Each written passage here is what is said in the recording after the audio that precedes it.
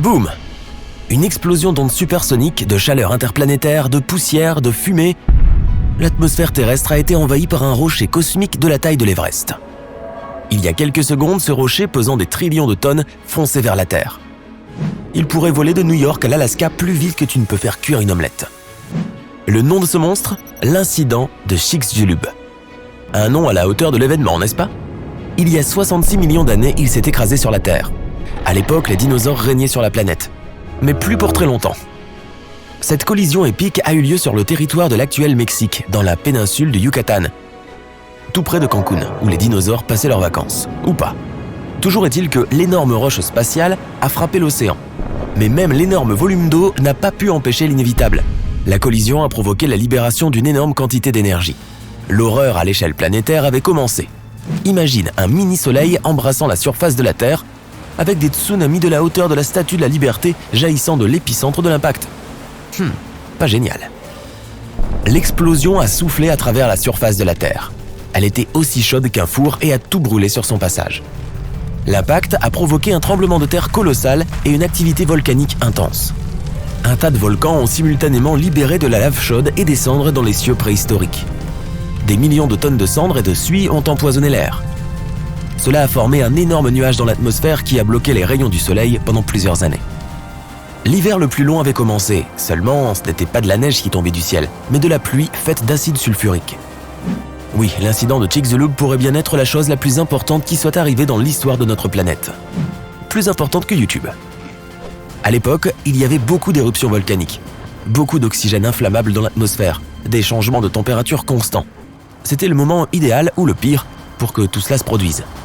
Mais comment pouvons-nous être si sûrs de tout cela? L'astéroïde a creusé un cratère absolument énorme sur la surface de la planète. Aujourd'hui, cette cicatrice est cachée sous le golfe du Mexique. Les scientifiques ont trouvé beaucoup d'endroits sur Terre avec des niveaux anormalement élevés d'iridium. Ce métal est très rare sur Terre, mais il se trouve dans beaucoup d'astéroïdes que les scientifiques ont examinés. Ils ont étudié quelques roches vieilles de 66 millions d'années. Dans les couches de roches, ils ont trouvé de la poussière, la même qui provient des astéroïdes.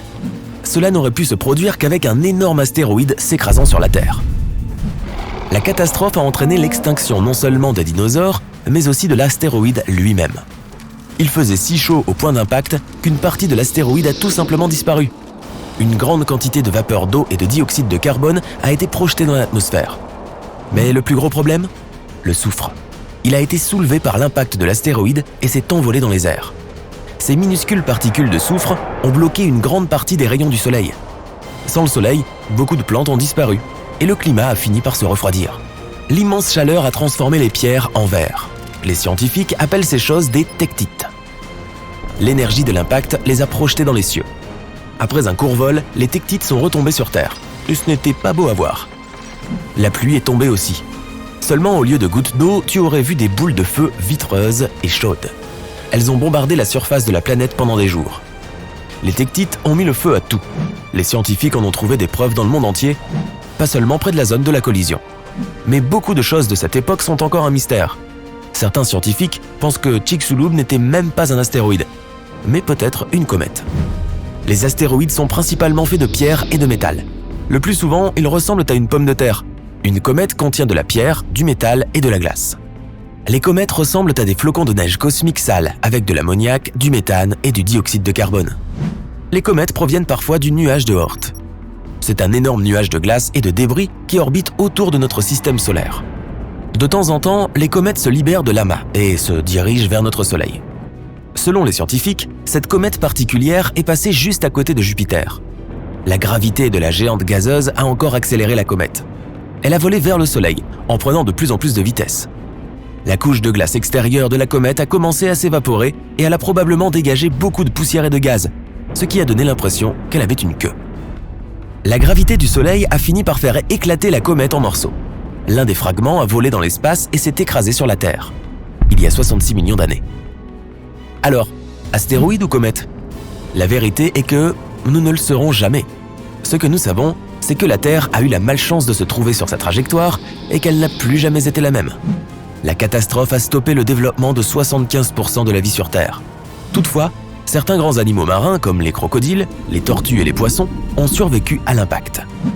De tous les animaux terrestres, les seuls à avoir survécu sont ceux qui étaient en moyenne plus petits que le raton laveur moderne. Cela inclut tout de même un tas d'espèces particulières de dinosaures, à savoir les ancêtres des oiseaux. Les chercheurs pensent qu'ils ont survécu pour 2 raisons. Après l'énorme impact, il a fallu beaucoup de temps pour que les plantes recommencent à pousser. Et beaucoup d'animaux n'ont pas survécu. La plupart des animaux restants n'avaient pas assez de nourriture. Mais ces dinosaures avaient un bec. Grâce à lui, ils pouvaient fendre les noix et extraire les graines du sol. C'est pourquoi ils ont pu survivre. La deuxième raison est que ces chanceux avaient un plus gros cerveau. Certains experts pensent qu'ils ont pu coopérer les uns avec les autres et s'adapter rapidement aux nouvelles conditions. D'autres formes de vie ont également survécu. Les champignons et les moisissures ont survécu sous terre et sous l'eau. Petit à petit, l'obscurité s'est dissipée et les fougères ont commencé à envahir le paysage sans vie. Après quelques milliers d'années, les forêts ont commencé à réapparaître. Les animaux qui ont survécu étaient presque tous des créatures petites et discrètes. Ils vivaient dans des terriers, à l'abri de toute cette cendre chaude. Avant la collision, les mammifères avaient vécu dans l'ombre des dinosaures. Mais avec la disparition soudaine de tous les dinosaures, les choses étaient sur le point de changer. Les mammifères ont pu prendre le pouvoir. Ils ont commencé à dominer la vie, du moins sur Terre. Mais revenons au moment où tout a changé. Il s'avère que ce n'est pas la taille de l'astéroïde qui l'a rendu si puissant, mais plutôt l'angle sous lequel il a frappé la Terre. Si l'angle d'impact avait été différent, les dinosaures auraient peut-être même survécu à la catastrophe. Alors, à quoi cela aurait-il ressemblé? Voyageons en arrière, très loin en arrière. Oh non, un astéroïde géant se dirige vers la Terre. Ah, attends, ça n'a pas l'air si grave. Il a raté son coup. Ouf. Il y a beaucoup de tremblements de terre, de tsunamis et d'éruptions volcaniques chaque jour. Mais les dinosaures ne s'en soucient pas tant que ça. Avançons de quelques millions d'années, et la plupart de ces anciens lézards ont changé d'apparence et sont maintenant méconnaissables. À cause de plusieurs périodes glaciaires, de nombreux dinosaures sont maintenant totalement recouverts de plumes pour se protéger du froid. Les mammifères existent, mais ils sont peu nombreux. Tu vois beaucoup de chauves-souris dans les grottes.